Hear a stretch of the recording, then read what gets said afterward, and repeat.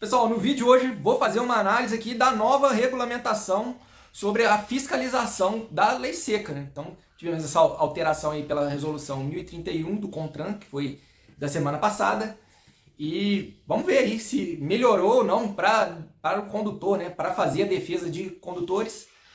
Lembrando aqui já de antemão que não vale a pena, né, nesses casos, da pessoa procurar fazer a própria defesa. Porque eu já vi muito cliente que me procurou, que tentou fazer a própria defesa e acabou estragando a defesa. Então, mesmo você aí que é advogado, está me assistindo e não tem esse contato frequente com o direito de trânsito, não está por dentro das decisões dos DETRANs, não está por dentro das decisões dos tribunais, então busque sempre aí fazer uma parceria com algum advogado que já é especialista, acostumado com o processo administrativo de trânsito. Se você não me conhece, está me vendo pela primeira vez, meu nome é Daniel Ladeira Lage, sou advogado especialista em direito de trânsito, estou trabalhando com isso desde 2020, já tem 6 anos aí de estrada nessa especialidade do direito de trânsito e criador do canal, para que você fique por dentro dos seus direitos e dos seus deveres. Gostaria de também pedir aí de antemão para você deixar a sua curtida para fortalecer o canal aqui, me incentivar a sempre estar produzindo novos conteúdos e também compartilhe esse vídeo com o seu amigo aí que você sabe que caiu na lei seca.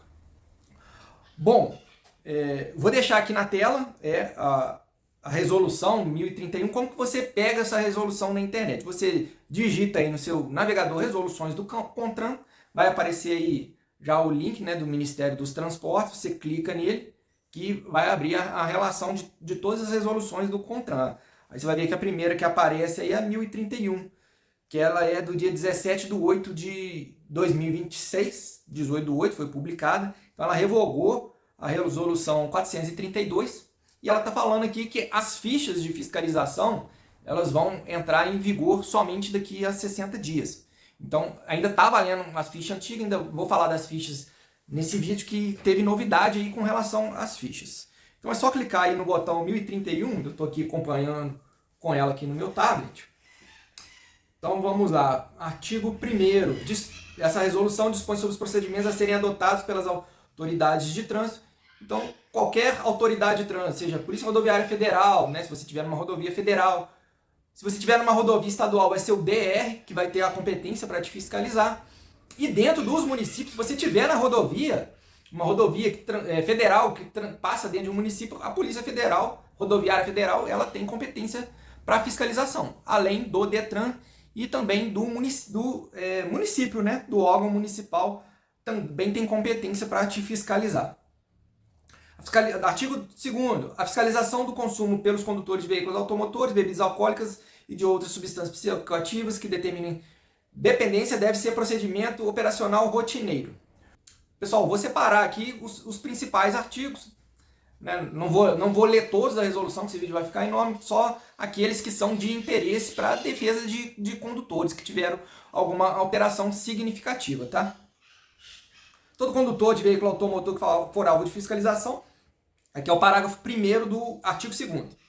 A critério do agente poderá ser submetido aos procedimentos definidos nessa resolução, ainda que não apresente nenhum sinal de alteração da capacidade psicomotora. Então, não precisa de o agente de trânsito, o policial, de você ter algum sinal para que ele te ofereça. Ele simplesmente pode dar na cabeça dele de te oferecer e você se recusar, ele vai te autuar. Aí aqui é importante esse parágrafo 2º do artigo 2º. Quando a ocorrência de sinistros com ou sem vítimas, os condutores deverão ser submetidos aos procedimentos definidos nessa resolução, sempre que possível. Então, pessoal, eu vejo muita gente falando, eu vou pertinho de casa, eu bebi, mas estou bem para dirigir. Mas se no caminho, você voltando para casa, você está super bem, mas você tomou uma cerveja ali, tá voltando para casa, você está bem, vem um inconsequente e bate no seu veículo.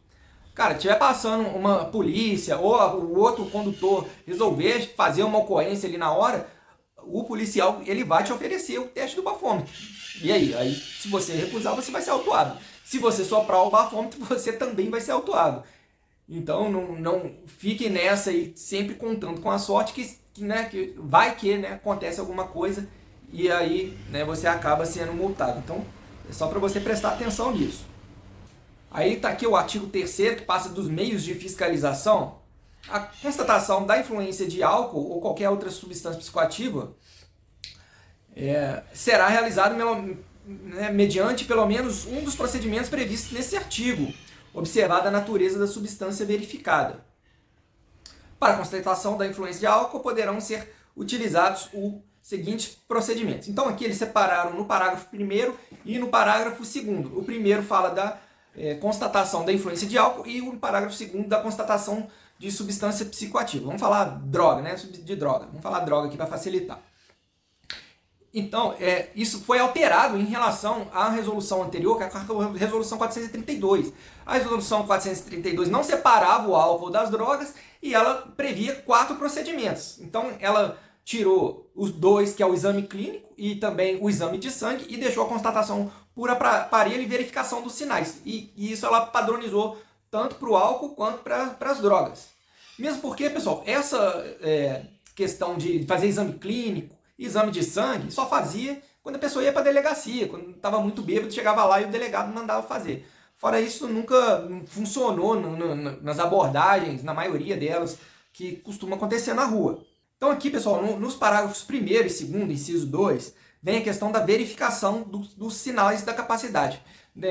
No final dessa resolução tem lá uma ficha com vários itens que ele marca lá de sinais da alteração da capacidade, né, sinais de alteração da capacidade psicomotora. Então tem lá olhos vermelhos, hálito etílico, confessor que bebeu, agressividade, roupa desajustada. Então quando tem 2 ou mais sinais, ele tem que, por expressa determinação aqui da resolução, e também tem lá isso na ficha de fiscalização, deve autuar por dirigir embriagado, artigo 165, Código de Enquadramento 59691. E o que acontece muitas vezes? Esse é o erro que eu mais vejo aqui na questão das pessoas que me procuram. Dele colocar que a pessoa confessou que bebeu e colocar mais um sinal, ou o óleo vermelho, o hálito etílico. E aí eles vão e autuam pela recusa, porque a pessoa se recusou. Mas ele fazendo a constatação de 2 ou mais sinais, ele tem que autuar pelo 165, inclusive ele pode levar a pessoa presa por dirigir embriagada, tá? Então, o que consta aqui, a gente lendo aqui a resolução, porque para a infração de dirigir sob efeito de álcool, tem um limite ali para ser considerado só a multa administrativa e tem um limite para ser considerado um crime. Quando dá 0,34 miligramas por litro de ar alveolar, acho que é assim que fala, então aí a partir daí já é crime.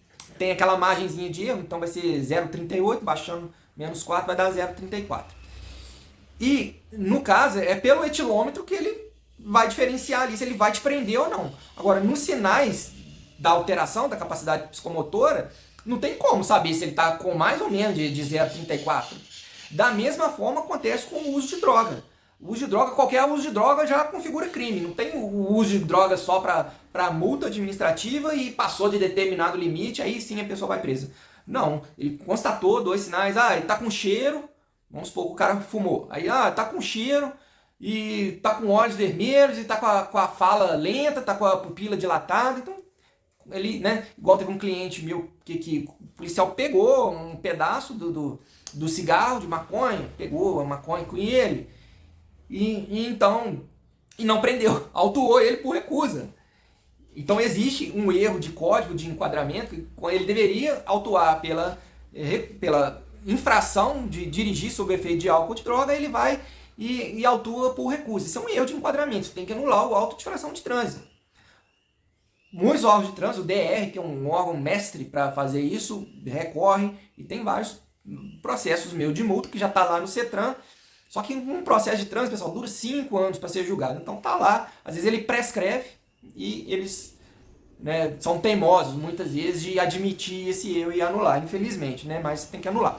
E em relação à defesa na justiça, os juízes não aceitam, tá, essa argumentação de código de enquadramento errado e erro de tipificação, que é um erro, aí, mas a justiça fala, olha, a punição é a mesma, então ele não teve prejuízo com relação a esse erro, aí vai e mantém a penalidade, que eu acho que é um absurdo, porque a administração pública ela está adstrita ao princípio da legalidade, ela deve seguir aquilo que está na lei. Então não tem como você ficar abrindo mão do princípio da legalidade quando convém. Não é só quando convém. Quando não convém, aí eu tenho que seguir o que está na lei. É tipo, o policial vê você cometendo uma infração, daí ele tem que seguir estritamente o que está para a lei. Agora, na hora que ele comete um erro, aí não precisa seguir a lei. Então fica relativizando.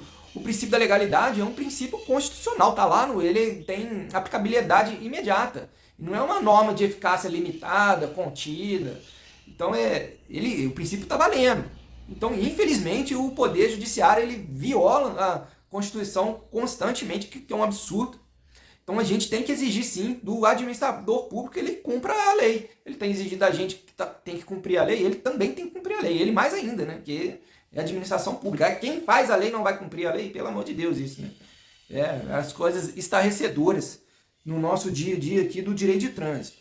A utilização, parágrafo 3º aí do artigo 3º, a utilização do etilômetro no parágrafo 1º destina exclusivamente à verificação da influência de álcool, né? Não se aplicando à constatação da influência de drogas. O parágrafo 4º, além do dispositivo nesse artigo, também poderão ser utilizados de forma suplementar a critério do agente de autoridade de trânsito, imagem, em vídeo ou qualquer outro meio de prova admitido. Isso aí também já estava previsto na resolução anterior, estava lá nos parágrafos, não teve alteração, né? Sempre pôde usar outros meios de prova. E o condutor, né? Já que a gente está fazendo uma análise aqui sobre a visão da defesa do condutor, o condutor também pode gravar imagens para tentar comprovar ali que na hora ele estava bem, né? Pegar testemunha, enfim, para contrapor a prova que o policial. Às vezes o policial ele fala assim, odor etílico, né? No vídeo ou na foto você não consegue comprovar. Mas olhos vermelhos, igual eu peguei uma autuação hoje aqui, tá escrito que ele estava com olhos vermelhos. Aí você, tipo, se filma lá, né? Na hora da abordagem, aqui, ó, tá falando que eu tô com o olho vermelho, ó meu olho, ó o policial aqui do meu lado. Você consegue fazer uma contraprova, porque a prova cabe a você. Tudo que o policial colocar lá no auto de infração de trânsito, ele não precisa provar, porque ele tem a presunção de veracidade. Já você não tem presunção nenhuma, você tem que provar. Então, é válido você também usar um vídeo, né? Testemunha não existe no processo de trânsito. Tá? No processo judicial, talvez exista, mas sim, a prova testemunhal é uma prova complicada, né? O juiz, talvez, ele vai tender a querer acreditar mais no policial do que na sua testemunha.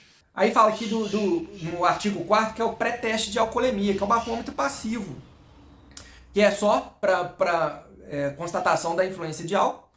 O bafômetro passivo já funcionava, pessoal. O que é o bafômetro passivo? Ele chega com uma espécie de tubo lá, já me fiscalizaram uma vez com isso, e ou você fala, ou você sopra, e aí ele vai acender uma luz verde ou vermelha. Se acender a luz vermelha, ele vai te convidar para você soprar o etilômetro. Tá? Se der verde, tchau, é benção. Ele vai pegar e vai te liberar. E além disso, né, pessoal, tem casos que a pessoa fala, ele me multou porque eu recusei o bafômetro passivo. Isso aí ele nunca vai colocar no auto de infração de trânsito. Então não adianta você ficar implicando com o bafômetro passivo. Ele vai colocar que você se recusou o etilômetro. Vai lá meter um número de etilômetro que você nem vai saber se ele tem um etilômetro lá na hora ou não. Ele pode deixar na viatura, ou ele nem ter. Aí ele pega qualquer número lá depois e coloca no auto de infração de trânsito. Então é complicado rebater as coisas, comprovar as coisas. Artigo 5º. O etilômetro deve atender aos requisitos. Isso aqui ficou mantido. Então ele tem que atender aos requisitos do Inmetro. O etilômetro é um aparelho que é aferido pelo Inmetro. Tem que ter o registro, né, número de série. E esses dados têm que constar obrigatoriamente no auto de infração de trânsito. Eu já vi processo judicial julgado absurdamente, dizendo que não precisa constar os dados do etilômetro no auto de infração de trânsito. Tá? Não tem os dados do etilômetro. Então, como que a gente pode dizer que tinha um etilômetro disponível? Que a administração pública não pode cartear com você, né? Trucar com você, digamos assim, te oferecer um teste que não está disponível apenas para te multar. Então, ele tem que, na verdade, te oferecer aquilo que tem disponível. Aí, no artigo 6º, fala da detecção, né, pelo drogômetro. Esse drogômetro ele já existia, era usado como teste, dizem como teste. Eu tenho notícia que a PRF tinha esse aparelho, mas esse aparelho continua uma incógnita. Então, não é que vai começar a ser aplicado, parece que há uma disposição dos órgãos de trânsito querer comprar o aparelho, não sabe se vão comprar, é um aparelho caro, né? Um etilômetro custa ser 20 mil reais, esse drogômetro nem sei quanto que é. E fala aqui, e ele não é regulamentado pelo Inmetro, ele não é aferido pelo Inmetro, é um outro órgão aqui, ó, que é o Sistema Brasileiro de Avaliação da Conformidade. É ele que faz essa verificação desse aparelho. Ninguém ainda sabe exatamente como funciona, só que tem aqui que ele tem que falar qual que é a droga que você usou, né? E lembrando, não tem aquela divisão entre multa e administrativa. Usou droga, tá preso. Tem que levar preso. Aí, artigo 7. Os sinais de alteração da capacidade psicomotora poderão ser verificados por constatação pelo agente da autoridade de trânsito nos termos do anexo 2. Então, a gente vai passar a ver lá o anexo 2. No artigo 8º, fala da infração administrativa. Então, é miligrama de álcool por litro de ar alveolar. Então, a partir de 0,05, você já está sujeito à multa administrativa. Aí no parágrafo 2º fala sobre aquela questão das constatações do sinal. Ó, estando presente pelo menos 2 sinais de alteração da capacidade psicomotora, serão aplicadas as penalidades e medidas administrativas previstas no artigo 165, sem prejuízo da incidência do crime do 306. A recusa, pessoal, ela se caracteriza, no parágrafo 3º aí do artigo 8º, pela negativa do condutor em se submeter ao procedimento de verificação adequada fiscalização, quando regularmente ofertado pelo agente da autoridade de trânsito, não cabendo ao condutor escolher a modalidade. Então, já teve isso, né? Pessoa fazendo defesa falando que o condutor não escolheu se ele queria o exame de sangue ou se ele queria a verificação clínica, então, já que não ofereceu, tinha que anular a multa. Então, o que ele está deixando bem claro é meio absurdo, né? Não tem que escolher, não. Isso aí é critério da administração pública. Ali ela vai fazer o que ela está dentro da possibilidade dela, né? Não é porque ela não pode fazer um exame clínico que o bafômetro não vai valer, que os sinais, né, constatar os sinais claros que a pessoa está dirigindo embriagada não vai valer. Aí, no artigo 9º, fala do crime. E aí fala aqui, né, da quantidade de 0,34,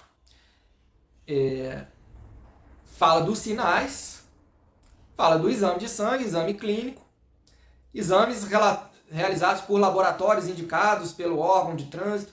Isso aí, pessoal, quando não tem como fazer pelo... Por exemplo, a gente vai fazer o exame toxicológico, corta um pedaço do cabelo, né, raspa o braço da gente, tem a unha. Então, são outros meios que tem para apurar se a pessoa usou droga, se ela bebeu. Então, aqui ele abre essa possibilidade.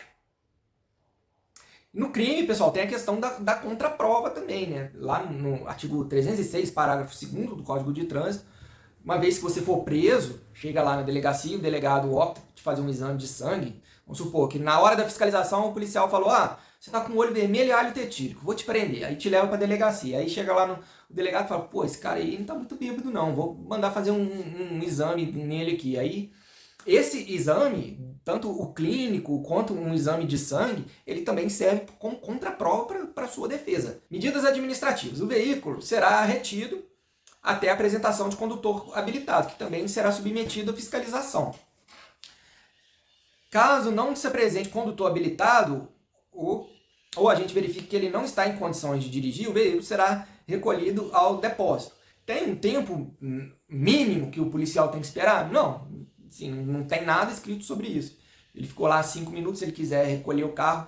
Infelizmente, a gente está sujeito a arbitrariedades aí da polícia. Mas se ele estiver puto contigo, ele vai falar que esperou e não esperou merda nenhuma e vai recolher o carro.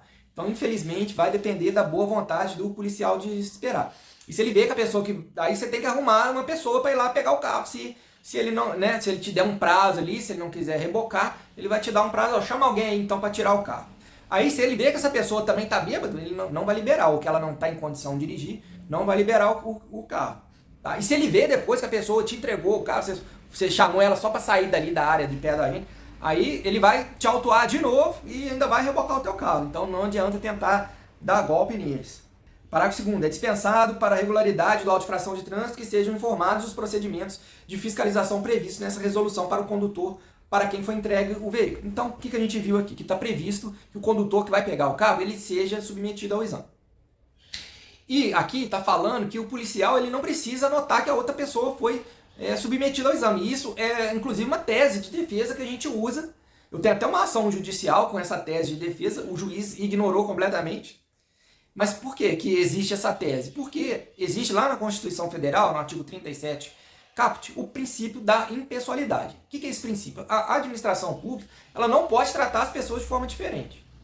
Então se está previsto que o condutor ele tem que ser submetido ao exame, a administração pública ela tem que cumprir a legalidade, ela tem que cumprir o que está escrito na resolução.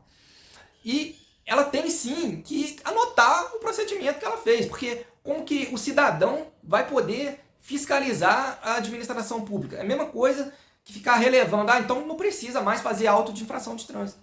E não pode ficar relevando toda hora o princípio da legalidade, sob pena de virar uma completa arbitrariedade do Estado. Então, se está previsto que a pessoa ela tem que fazer o exame, ele tem que anotar isso, sob pena de se ferir tanto a legalidade quanto a impessoalidade. Porque, por que ele vai fazer exame em mim e não vai fazer o exame no outro condutor, se está obrigatório fazer o exame no outro condutor? Entendeu? Então ele fica abrindo margem para ser contestado o auto de infração de trânsito, e as punições são muito severas. A pessoa ela tem ali 12 meses sem poder dirigir, ela tem o carro rebocado, ela tem uma multa de quase 3 mil reais, são multas severas. Então isso não pode ser tratado de qualquer jeito, na preguiça. O policial está com preguiça de preencher o auto de infração de trânsito, então isso não é argumento na minha visão. Tem gente que pensa diferente, mas dá muito trabalho, né, ele escrever todos os procedimentos. Sim, tem que escrever todos os procedimentos. Imagina você ser processado por um crime, ele cometeu um crime, por exemplo, assim, escreve lá o Ministério Público na denúncia dele, e qual que é o crime que eu cometi? Qual que é a prova que tem do crime? Então o Ministério Público ele tem que fazer um trabalho decente. A gente está falando de punição aqui, pessoal, a gente não está falando de mero ato administrativo, não. Então eu acho sim que o policial ele tem que descrever tudo que foi observado ali na hora, no auto de infração de trânsito, para ter como administrar, fiscalizar a correta conduta do policial lá na hora. Vamos ver, eu recorri lá no meu processo, vamos ver o que o juiz vai falar. Vai entrar com recurso que chama embargo de declaração. Fala, juiz, eu quero que você julgue isso aí que eu tô falando. Vamos ver, ainda não saiu aqui. Quando sair, eu trago aqui um vídeo falando sobre isso. Recolhimento de documento de habilitação, não é recolhido mais não, tá, pessoal? Antes era recolhido quando tinha documento físico, agora tem o digital, então eles não recolhem mais a habilitação da pessoa, só se ela tiver com a carteira suspensa, vão querer recolher. E dá para também lançar uma restrição lá no RENAC, né? Que é o Registro Nacional dos Condutores Habilitados. É possível lançar retenção da CNH. O que acontecia antigamente com a CNH física? Ele pegava a CNH ali na hora para a pessoa não dirigir mais, aí no dia seguinte tinha que, ou depois do fim de semana, tinha que ir lá na delegacia pegar de volta o documento. Hoje em dia esse procedimento não precisa mais. Aí tem um anexo aqui, com o anexo 1, com a tabela dos percentuais, mostrando o valor medido e o valor considerado, com essa diferença de 0,04. O anexo 2, com os sinais de alteração da capacidade psicomotora. Então, aqui, começa no 5, relato do condutor. Relato de um condutor é o sinal máximo. Se a pessoa confessa, pessoal, o que vale mais? A pessoa confessar que bebeu ou tá com o olho vermelho? É claro que é confessar que ela bebeu. Então não há que você recorrer e falar, confissão do condutor não é sinal de alteração. É claro que é o maior sinal de alteração é a pessoa confessar que bebeu. Aí sinais observados, sonolência, olhos vermelhos.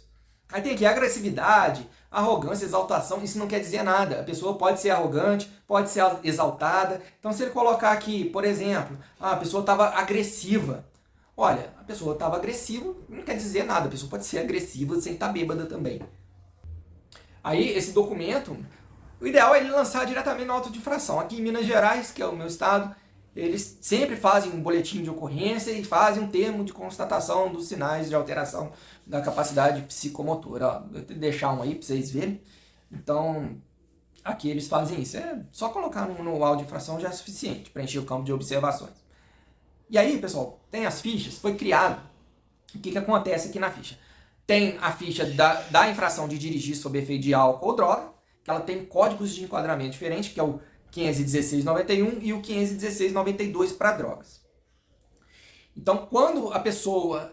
e aqui ela fala quando autuar, quando não autuar, fala das definições do procedimento, de exemplos do campo de observações, isso tudo a gente usa na defesa dos condutores. E principalmente aqui, na ficha do 165A. Mas aqui, ó, na do 51691 fala, olha, condutor que se recusa a submeter o teste do etilômetro e que apresentar pelo menos 2 sinais da alteração da capacidade psicomotora. Então, aquilo que eu estava falando no início de errar tipificação e código de enquadramento. Vamos partir aqui para as fichas da recusa. Agora criaram a ficha de recusa de droga. Antes era uma ficha só para as duas coisas, que era o 55790. Então, a partir de... foi dia 18, né, de agosto. Então, a partir de 18 de outubro, vai entrar essa nova ficha e esse código de enquadramento 75790, ele caiu em desuso. Então, eu entendo que se continuarem usando por engano, né, vamos supor, o policial cochilou lá, colocou 75790 em vez do 91. Então, aqui na ficha da recusa, teve essa atualização do código de enquadramento para o 55791, vai passar a valer a partir de outubro. E se a gente dormir lá e colocar o código antigo, eu entendo que é um erro, né? Mas não sabemos ainda se vão anular multas com base nesse erro, né? Enfim, porque agora são 2, né? Então ele tem que deixar muito bem caracterizado se é álcool ou se é recusa de drogas, porque o recuso de drogas agora é o código 75792. Então a gente pode colocar em dúvida algumas vezes aqui, dependendo do que ele colocar no campo de observações, se recusa de álcool ou de drogas, né? E alegar um erro de código de enquadramento aqui. Então ele tem que ser bem específico ali em qual das duas recusas que foi. Acredito que vai sempre colocar. Aqui no artigo 5º, parágrafo 2º, fala do reteste. O reteste será necessário somente quando a obtenção de resultado válido restar prejudicada por motivo técnico ou operacional, inclusive para afastar eventual influência de álcool presente no trato respiratório superior, observado quando aplicável o período de jejum previsto na regulamentação metrológica. Então tem uma tese que o pessoal usa, que é a questão do período de jejum. Esse período de jejum, isso vem escrito lá no manual do etilômetro. Tem que esperar 15 minutos, porque pode ficar do exame anterior, ou pode estar, né, aqui tá se referindo, quando tipo, a pessoa usa o enxaguante bucal, aquelas teses mirabolantes que alguns condutores criaram, né, alguns defensores de condutores criaram, é apenas para mim uma desculpa, né? A desculpa, não, eu acabei de comer pão de forma, logo antes de eu ser... É muita forçação de barra, né? Antes dele ser fiscalizado e comer um pão de forma, é muita forçação de barra. Mas existe essa questão aqui de esperar, é um direito seu também. Você foi fiscalizado, deu lá, né? Espera 15 minutos. Provavelmente, se você realmente bebeu, depois vai continuar marcando lá que você bebeu, mas você tem direito a esses 15 minutos. E existe essa tese de defesa, nem sempre ela vai funcionar. Mas, e tem também, pessoal, uma outra tese que o pessoal costuma usar, que é o volume de sopro. Tem o álcool sensor 4, que é o etilômetro, eu acho que é esse mesmo. Ele tem um modo manual e um modo automático. Às vezes é colocado no modo manual, aí a pessoa sopra e não dá a força do sopro suficiente para marcar que está prevista no manual, na verdade. Então tem alguns casos, algumas decisões judiciais que o juiz ele anula o auto de infração por causa disso. Mas basicamente a maioria dos processos que são anulados de multa de bafômetro, é difícil anular processo de bafômetro, tá, pessoal? Não vem achando que você vai procurar o advogado vai entrar na justiça e vai anular a sua multa, não. Porque normalmente é por falhas na notificação, né? Decadência, prescrição, são essas coisas. A maioria dos processos que conseguem procedência na justiça tem relação a essas falhas processuais, né? De demora, de decadência, de prescrição, principalmente prescrição intercorrente, falha na notificação do condutor. Então, basicamente, são essas questões que costumam mais anular a multa. E administrativamente a mesma coisa, perda de prazo, processo com mais de 2 anos, né? Agora tem uma prescrição de 2 anos, com mais de 2 anos ali, sem julgamento, tem que anular o processo. E essas outras questões aqui de erro de código de enquadramento, é mais difícil, tá? Então, você vai anular ali com problema de endereço, autuação fora da área de competência, tipo DR autuando dentro da cidade. Dentro da cidade é DETRAN, não é DR. Muitas vezes o DR costuma autuar dentro da cidade. Então ele não tem competência, ele não tem circunscrição para estar fiscalizando dentro de cidade. Então essas coisas anulam. Um erro de espécie do veículo, né? O erro ali de CPF da pessoa, nome, né? de placa de carro, são difíceis esses erros. Mas pode ser que aconteça também. Tá? E aí, no vídeo de hoje, pessoal, o que eu tinha para falar sobre essa resolução é isso. Vou ficando por aqui. Um abraço, até o próximo.